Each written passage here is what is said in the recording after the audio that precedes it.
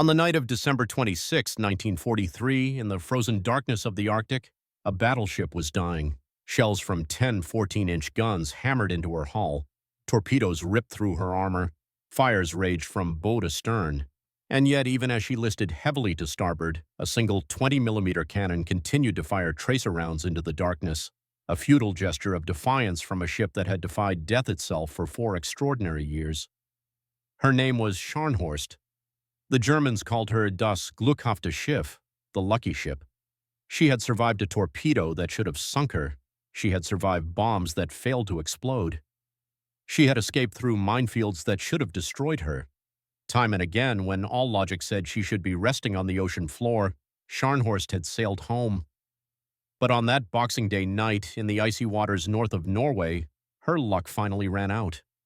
This is the story of how a warship became a legend, and how that legend met its end in the last great clash of battleships in European waters. To understand why Scharnhorst became legendary, you must first understand what she was. Laid down in June of 1935 at the Kriegsmarinewerft shipyard in Wilhelmshaven, Scharnhorst represented Adolf Hitler's ambition to rebuild German naval power. She was christened by the widow of a naval captain who had died at the Battle of the Falklands in 1914, a reminder that Germany had old scores to settle. When commissioned in January 1939, Scharnhorst was unlike anything afloat. At nearly 39,000 tons fully loaded, she carried 9 11-inch guns and 3 massive triple turrets. Her armor belt reached 12 inches thick, and critically, her 3 turbines could drive her to 31.5 knots, faster than any British battleship.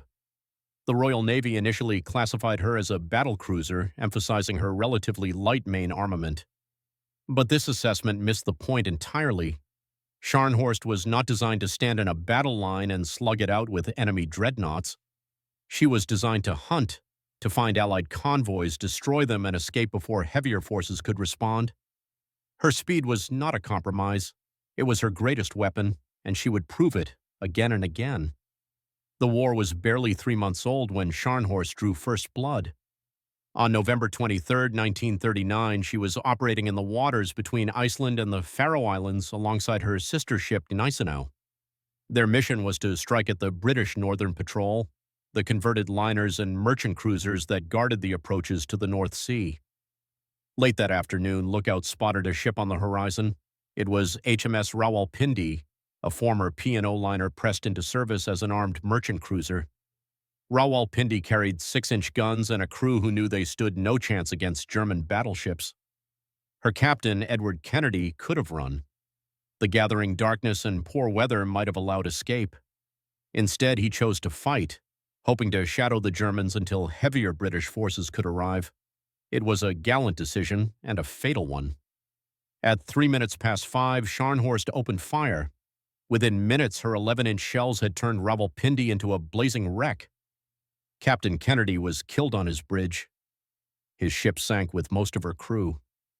But the dying Rawalpindi had accomplished something. Her distress signals brought the battleships Nelson and Rodney racing toward the scene. The battlecruiser Hood steamed to intercept. The French battleship Dunkirk joined the hunt. Scharnhorst and Gneisenau were now being pursued by some of the most powerful warships afloat. And here, for the first time, came the luck. A storm swept in. Visibility collapsed. The British, without effective radar, lost contact with their quarry. 4 days later, Scharnhorst slipped back into Wilhelmshaven, untouched. She had sunk her first ship. She had escaped her first trap. The pattern had begun. Over the following months, Scharnhorst's reputation would grow with each operation and each unlikely escape. In April 1940, during the invasion of Norway, Scharnhorst encountered the British battlecruiser Renown off the Lofoten Islands. In the early morning darkness, the 2 ships exchanged fire. Scharnhorst's radar malfunctioned at the critical moment, leaving her gunners blind. Her sister Gneisenau took hits, yet somehow, using their superior speed, both German ships broke away and escaped.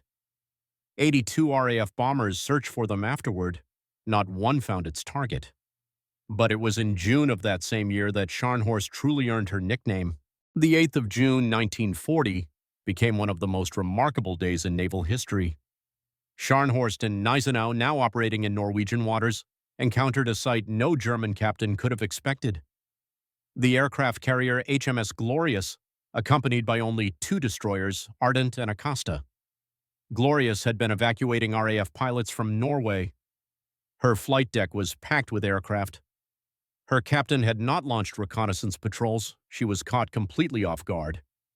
At a range of almost 16 miles, over 25,000 meters, Scharnhorst's guns spoke. What followed was one of the longest-range naval gunnery hits ever recorded. A single 11-inch shell arced across that impossible distance and struck Glorious's flight deck, igniting the aircraft packed there and starting fires that would prove unstoppable. Within 2 hours, Glorious, Ardent, and Acosta were gone. Over 1,500 British sailors died that evening, but Acosta's crew extracted a price. As the destroyer sank, she launched 4 torpedoes. One struck Scharnhorst amidships. The explosion tore a hole 14 meters long in her hull. 2,500 tons of seawater flooded into the ship. Her stern turret was disabled. 48 men were killed. The ship listed badly and could barely make 20 knots. By every reasonable calculation, that torpedo should have been the end. In those waters, now slow and far from home, Scharnhorst was vulnerable. British forces would soon be hunting her, yet 2 days later she limped into Trondheim, battered but afloat, damaged but alive. The luck was holding. What happened next tested the limits of probability itself. In the months that followed, the Royal Air Force became obsessed with destroying Scharnhorst. She had moved to Brest on the French Atlantic coast, where she could threaten Britain's vital convoy routes. Between March and December of 1941, Bomber Command launched 63 raids against the port, and for months Scharnhorst emerged unscathed. Bombs fell all around her, near misses shook the harbor, but nothing struck home. Then came July 24, 1941. Scharnhorst had moved to La Pallice for sea trials. A reconnaissance aircraft spotted her. 15 Halifax bombers were dispatched. They found their target, and this time they hit it. 5 bombs struck Scharnhorst in an almost perfect line across her deck. Any single one should have caused catastrophic damage. Together they should have destroyed her. But here is where Scharnhorst's legend reached its apex. 3 of those bombs, 3 armor-piercing weapons weighing nearly 1,000 pounds each, failed to detonate. They punched through her deck, passed through her compartments, and in one case exited through her hull below the waterline without exploding. The other 2 bombs did detonate but caused only minor damage. 3,000 tons of water flooded through the holes left by the unexploded ordnance, giving the ship an 8-degree list. But by that evening, Scharnhorst was making 27 knots back to Brest. Among her crew, the conviction grew that their ship could not be killed. Das glückhafte Schiff, the lucky ship. February 1942 would put that luck to its ultimate test. By now, Scharnhorst had become a strategic problem. Sitting in Brest, she threatened Atlantic convoys merely by existing. The British had to keep heavy forces tied down just to guard against her. Hitler, meanwhile, had grown convinced that the Allies would invade Norway. He wanted his battleships moved north to defend it. The problem was how to get them there. The options were limited. Scharnhorst could break out into the Atlantic, sailing far to the west of the British Isles before turning north, a long and dangerous voyage. Or she could take the short route, the impossible route, through the English Channel. No German capital ship had attempted such a thing since the 17th century. The channel was narrow, heavily mined, constantly patrolled, and within easy reach of RAF bombers and Royal Navy destroyers. The Dover batteries could fire on any ship passing through the strait.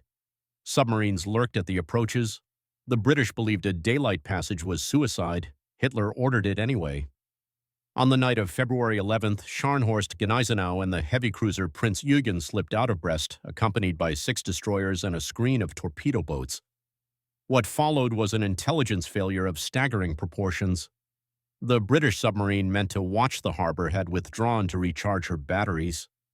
3 Coastal Command patrol aircraft all suffered mechanical failures. For over 12 hours, the German fleet steamed up the channel entirely undetected. By the time the British realized what was happening, the German ships were south of the Isle of Wight, 300 miles up the channel and accelerating. What followed was chaos. 6 Swordfish torpedo bombers launched a suicidal attack. All 6 were shot down. The squadron leader, Lieutenant Commander Eugene Esmond, was awarded a posthumous Victoria Cross for leading his men into certain death. 242 bombers took to the air. Only 39 claimed to have attacked. None hit their targets. Destroyer attacks failed. Coastal artillery fired blindly through the clouds. Everything the British threw at the Germans missed, and then the mines struck. At 3:30 in the afternoon, Scharnhorst hit a magnetic mine at the mouth of the Scheldt. The explosion knocked out all electrical power. Her engine stopped. For 20 terrifying minutes, she lay dead in the water, a sitting target for any British aircraft that found her. In the engine rooms, Chief Engineer Kretschmer and his team performed what would later be called an engineering miracle. Within 18 minutes, they had restored power to the first turbine. Within 30 minutes, all three engines were running. Scharnhorst was making 27 knots again, but the Channel had one more card to play. At 10:30 that night, off the island of Terschelling, a second mine found her. This time the damage was even worse. Power failed again, the rudders jammed, 2 of 3 turbines seized. The ship lay helpless in the darkness, with 300 more tons of water flooding her compartments. Any other ship would have been finished, but the engineers of Scharnhorst refused to accept it. Working in flooded compartments, in darkness and freezing conditions, they brought her back. First 10 knots, then 14. By dawn on February 13th, she was entering the Jade Bight under her own power. The Channel dash was complete. In Britain, the news landed like a bomb. Winston Churchill was awakened at 1 in the morning with the report that the German battlecruisers had reached safety. "Why?" he demanded, and slammed down the phone. For Scharnhorst's crew, the message was different. Their ship had survived 2 mine strikes in a single day. She had transited 300 miles of enemy-controlled waters. She had escaped the entire Royal Navy. Das glückhafte Schiff had earned her name, but luck is not infinite. And in the winter of 1943, Scharnhorst would run out. By late 1943, the strategic situation had shifted dramatically. Germany was losing the war. On the Eastern Front, the Red Army was advancing. Allied convoys were carrying millions of tons of supplies to the Soviet Union through the Arctic route, and those convoys were bleeding Germany's ability to continue fighting. Grand Admiral Karl Dönitz, commander of the German Navy, believed a dramatic surface attack might disrupt these vital shipments. The great battleship Tirpitz had been disabled by British midget submarines. That left only one capital ship available. Scharnhorst, on December 19th, Dönitz met with Hitler and received authorization for the operation. The target would be convoy JW-55B, 19 merchant ships carrying war materials from Scotland to Murmansk. There was just one problem. The British knew she was coming. The commander of the British Home Fleet was Admiral Sir Bruce Fraser, a meticulous planner who had spent months preparing for exactly this moment. Fraser had an advantage that the Germans didn't know about. British codebreakers at Bletchley Park had cracked the German Enigma cipher. When Scharnhorst put to sea on Christmas Day, 1943, the Admiralty knew within hours. Fraser had carefully positioned his forces. The convoy itself was escorted by destroyers. Cruisers HMS Belfast, Norfolk, and Sheffield, known as Force 1, steamed ahead to provide close cover. And Fraser himself, aboard the battleship HMS Duke of York, led Force 2, the heavy striking force that would spring the trap. Fraser's plan was elegant in its simplicity. He would position Duke of York between the convoy and Scharnhorst Norwegian base. When the German battleship attacked the convoy and then turned for home, she would run directly into his guns. On Christmas Eve, Fraser even rehearsed the attack with the cruiser Jamaica playing the role of Scharnhorst. He briefed his captains on how they would approach to 12,000 yards in the Arctic darkness, illuminate the enemy with star shells, and open fire using radar-directed guns. The trap was set. All that remained was for Scharnhorst to sail into it. Scharnhorst's crew spent Christmas Day as sailors had for generations, with what celebration could be managed at sea. The ship had been decorated with small fir trees. The men sang carols and ate well. But at 7 o'clock that evening, the trees were thrown overboard. Anchor chains rattled through the hawse holes. Operation Ostfront had begun. Commanding the operation was Rear Admiral Eric Bay, a man who had earned his reputation as a destroyer commander but who had never handled a capital ship in battle. He had famously remarked that the last time he had been aboard a battleship, he was a cadet. Bay had reservations about the mission. The weather was atrocious. A Force 8 gale was building with mountainous seas and near zero visibility. The Luftwaffe had been grounded, meaning he would have no reconnaissance aircraft to locate the convoy. But his orders came from Berlin, and there was no refusing them. Scharnhorst put to sea accompanied by 5 destroyers. The hunt was on. But almost immediately things began to go wrong. The heavy seas made it impossible for the destroyers to keep pace with the battleship. By morning on December 26th, Boxing Day, Bay had lost contact with his escorts entirely. Scharnhorst was alone. She was also being tracked. At 34 minutes past 8, the radar operator aboard HMS Belfast detected a contact. 30,000 yards, closing fast. Scharnhorst was running straight toward the British cruisers. The first engagement happened just after 9:30 that morning. Belfast star shells burst over the German battleship, illuminating her in harsh yellow light. Within moments, all 3 British cruisers had opened fire. For the crew of Scharnhorst, this was a brutal surprise. They had expected to find merchant ships, not warships. The cruisers' shells began to strike home, and then came the blow that would seal Scharnhorst's fate. An 8-inch shell from HMS Norfolk struck the forward radar antenna, destroying it completely. In an instant, Scharnhorst was virtually blind. Her ability to detect and track enemy ships at range had been crippled in the battle's opening minutes. Bay did the only thing he could. He ordered full speed ahead and turned away, his ship's superior speed allowing her to break contact. Within minutes, Scharnhorst had disappeared into the darkness and spray. It seemed for a moment that the luck was holding, but Admiral Fraser's cruiser commander, Vice Admiral Robert Burnett, made a decision that would prove decisive. Rather than pursuing Scharnhorst, which he could not catch, he positioned his cruisers to cover the convoy, correctly guessing that Bay would try to circle around for another attack. And that is exactly what happened. At 12:30 that afternoon, Belfast's radar found Scharnhorst again, approaching from the northeast. Once more, star shells illuminated the German ship. Once more, the cruisers opened fire. This time, Scharnhorst fought back. Her 11-inch shells struck Norfolk, disabling a turret and killing 7 men. But Bay had had enough. He ordered his ship to turn south, toward home, toward safety.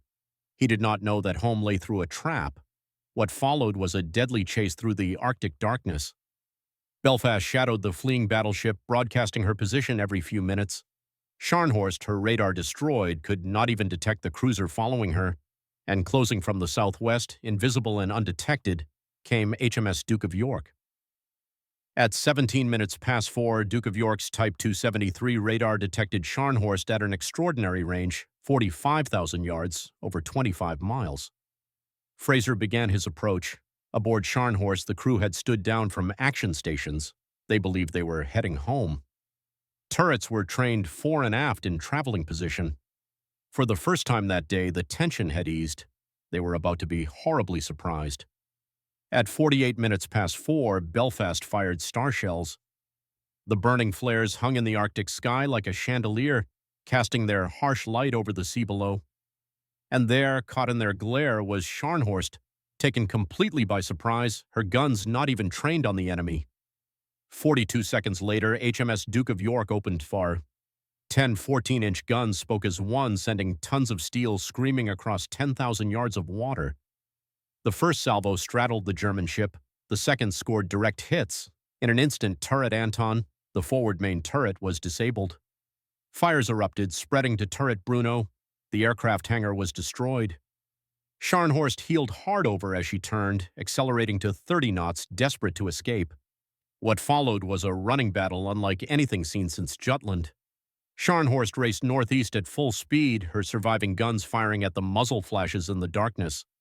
Duke of York pursued, her radar-directed salvos striking home again and again. At 24 minutes past 5, Admiral Bay transmitted a message to Germany. "I am surrounded by heavy units."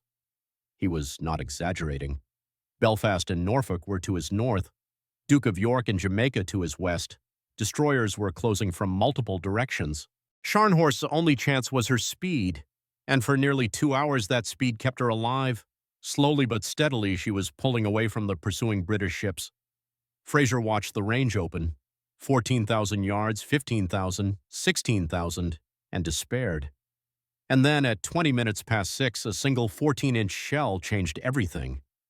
The shell struck Scharnhorst's #1 boiler room, punching through the lower armor deck and causing catastrophic damage. Steam pressure collapsed. Her speed fell from 30 knots to barely 10. In the engine rooms, crews fought desperately to restore power. Emergency repairs brought her back up to 22 knots, but it was not enough. The destroyers were closing now and there was no escaping them. At 25 minutes past 6, Bay transmitted his final message. "We will fight to the last shell." What followed was a slaughter. British destroyers attacked from both sides. Savage and Samaras came in from port. Scorpion and the Norwegian destroyer stored from starboard. Scharnhorst turned to engage Savage and Samaras, bringing her remaining guns to bear, and in doing so exposed her beam to the ships on the other side. 16 torpedoes were launched. At least 3 struck home. Scharnhorst's speed fell again to 10 knots, then to 5. More destroyers attacked. More torpedoes hit. She was burning from end to end now, her guns falling silent one by one. At 1 minute past 7, Duke of York and Jamaica closed to point-blank range, barely 10,000 yards, and resumed firing. Belfast joined from the north. Shell after shell slammed into the burning hulk. Through the smoke and flames, a single 20-millimeter cannon continued to fire, its tracer rounds arcing uselessly into the darkness. It was, as one British officer later wrote, a gesture of defiance from a dying ship. At 45 minutes past 7, Scharnhorst rolled onto her side and slipped beneath the waves. Her propellers were still turning as she went down. What followed was a scene that would haunt the survivors for the rest of their lives. In the freezing waters of the Barents Sea, hundreds of German sailors struggled against the cold. The water temperature was barely above freezing. A man could survive only minutes in those conditions. HMS Scorpion and HMS Matchless switched on their searchlights and began rescue operations. Scrambling nets were thrown over the sides. British sailors hauled half-frozen German survivors aboard. One British seaman called out across the water, "Scharnhorst gesunken?" From the darkness came the reply, "Ja, Scharnhorst gesunken." Yes, Scharnhorst is sunk. But the rescue could not last. U-boats were known to be operating in the area. At any moment, a torpedo might find the stopped British destroyers. After just minutes, the order came from Admiral Fraser, "Rejoin Duke of York." The searchlights went dark. The scrambling nets were hauled in. The destroyers began to move. And from the freezing blackness of the Arctic night, voices could still be heard calling for help. 18-year-old Norman Scarth, standing on the wing of Matchless's bridge, never forgot what happened next. "We could still hear voices calling from the black of that Arctic winter night," he would recall decades later, "calling for help, and we were leaving those men to certain death within minutes." He paused. "I grieve for those men every day of my life." Of Scharnhorst's crew of 1,968 men, 36 survived. All of them were enlisted sailors. Not a single officer lived. Captain Fritz Hintze was seen in the water but could not hold on to a lifeline long enough to be pulled to safety. Admiral Bay was glimpsed briefly and then lost. In his final moments before the ship went down, Hintze had addressed his crew over the loudspeakers. "I shake you all by the hand for the last time," he said. "We shall fight to the last shell. Scharnhorst, onwards." Then he had given his life vest to another man. In the hours after the battle, Admiral Fraser composed a signal to the Admiralty that consisted of just 2 words, "Scharnhorst sunk." The reply was equally brief, "Grand, well done." But Fraser himself said something more. Addressing his officers aboard Duke of York, he spoke words that have echoed through naval history ever since. "Gentlemen," he said, "the battle against Scharnhorst has ended in victory for us. I hope that if any of you are ever called upon to lead a ship into action against an opponent many times superior, you will command your ship as gallantly as Scharnhorst was commanded today." It was the highest tribute one enemy could pay another. The Battle of the North Cape was the last engagement between British and German capital ships. It was the penultimate battleship versus battleship action in history. And it demonstrated beyond any doubt the decisive importance of radar in modern naval warfare. Grand Admiral Dönitz drew his own conclusion. "Surface ships," he wrote afterward, are no longer able to fight without effective radar equipment. But perhaps the battle's true significance lay elsewhere. For 4 years, Scharnhorst had defied the odds. She had survived a torpedo that should have sunk her. She had walked away from bombs that should have killed her. She had escaped through minefields, through ambushes, through the entire English Channel, always emerging battered but alive. Her crew had believed she could not be destroyed. They were wrong. In the end, what defeated Scharnhorst was not any single shell or torpedo. It was not the superior firepower of Duke of York or the relentless attacks of the British destroyers, or even the loss of her radar in that critical first engagement. What defeated Scharnhorst was that her luck, like all luck, had limits. The wreck of Scharnhorst lies today in 290 meters of water north of Norway's Cape Nordken. Her hull is intact, her turrets still in place, a silent memorial to the 1,932 men who died with her. She went down fighting, her guns blazing to the last, her crew manning their posts until the sea took them. Das glückhafte Schiff, the lucky ship. Her luck ran out, but her legend endures.